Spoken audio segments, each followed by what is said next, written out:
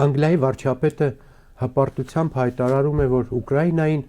այդ եղբայրական ժողովրդին տալիս են 1.6-1.7 միլիարդ դոլար,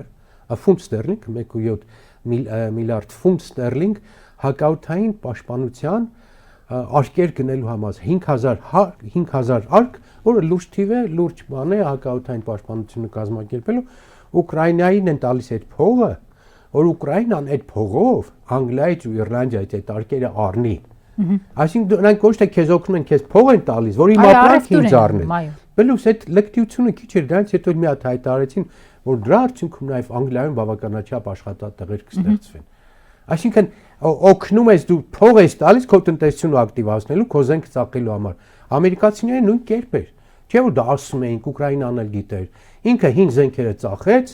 դու փողը տվեցիր, ինքը այդ նոր փողերով պատվերներ տվեց, իր ժամանակակից զենքերը բան արեց։